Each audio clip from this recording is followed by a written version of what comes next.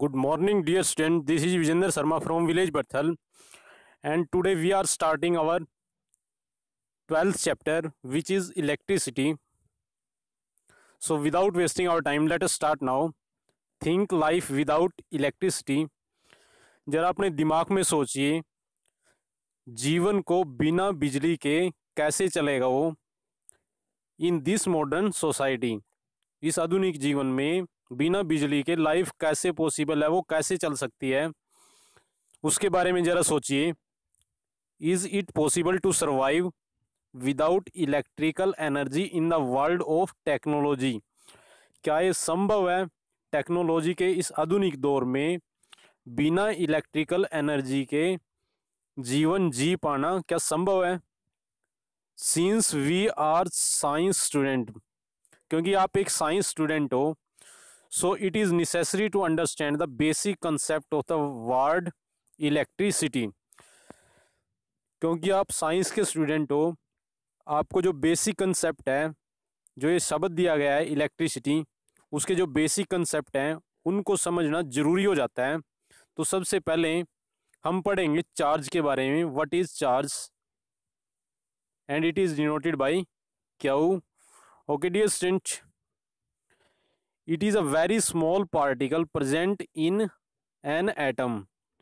ये बिल्कुल छोटा सा पार्टिकल होता है जो किसी एटम के अंदर मौजूद होता है। It can be either negative, that is it is electron, और positive, that is it is proton. जो चार्ज है वो एक छोटा सा पार्टिकल होता है जो एटम के अंदर मौजूद होता है। वो नेगेटिव भी हो सकता है, और जो नेगेटिवली चार्ज पार्टिकल होते हैं उनको बोला जाता है इलेक्ट्रॉन, और ये पॉजिटिव भी हो सकते हैं चार्ज, और जो पॉजिटिवली चार्ज होते हैं उनको बोला जाता है proton.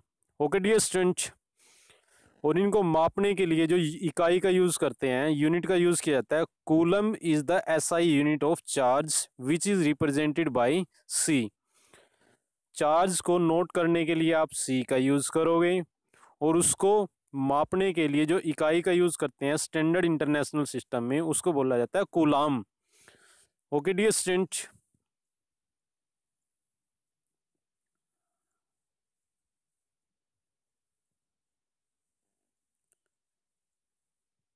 now we shall study about the net charge, that is total charge, which is denoted by capital Q.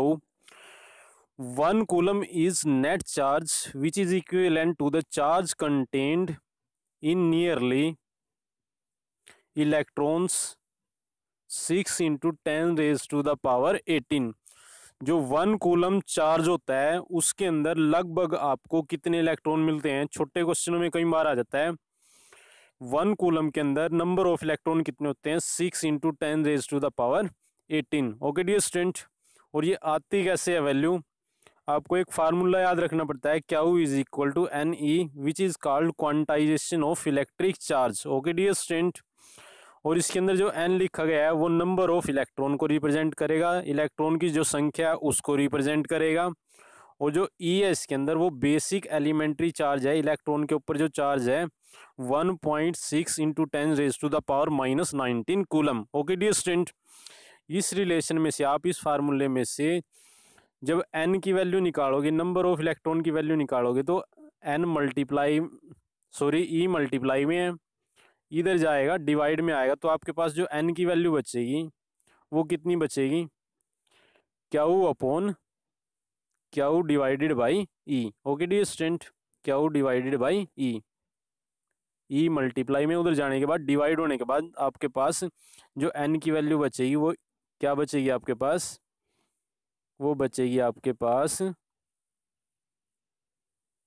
n is equal to Q upon E। इसी में से आप निकाल सकते हो इलेक्ट्रॉन की संख्या 1 कूलम के अंदर कितनी होती है। ओके डियर स्टूडेंट, अब जो चार्ज है उसको नोट करने के लिए आप 1 कूलम पुट करोगे यहाँ, चार्ज की वैल्यू, उसकी यूनिट है जो कूलम है, और जो चार्ज है वो आपके पास 1 कूलम है, और जो इलेक्ट्रॉन के ऊपर चार्ज होता है वो कितना होता है? 1.6 into 10 raised to the power minus 19।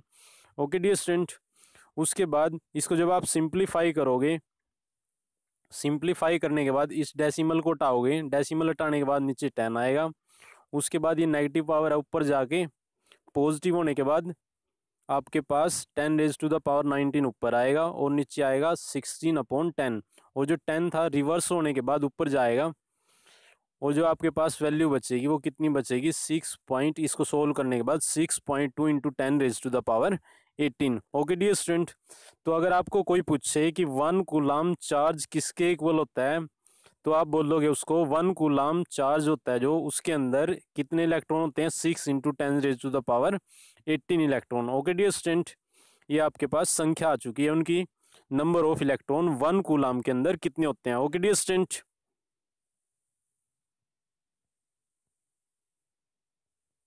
उसके बाद जो नेक्स्ट डेफिनेशन आपको करनी है, और next definition is current, rate of flow और net charge is called current which is denoted by capital आई।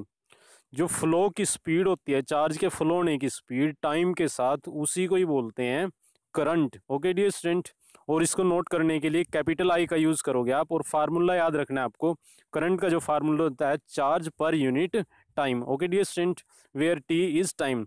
उसके बाद करंट को मापने के लिए आप किस यूनिट का यूज करोगे, SI unit of current is ampere which is represented by capital A. Okay dear student, उसके बाद 1 एम्पियर की जो डेफिनेशन होती है, कई बार पेपर में पूछ लेता है डिफाइन 1 एम्पियर, तो आप उसकी डेफिनेशन ऐसे दोगे, जो 1 एम्पियर है it is defined as 1 coulomb of charge flowing per second.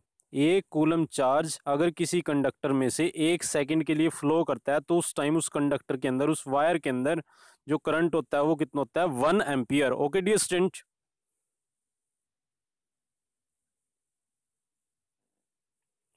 so like this video as much as possible because your like can motivate us so that we can make better video for you. Okay dear student.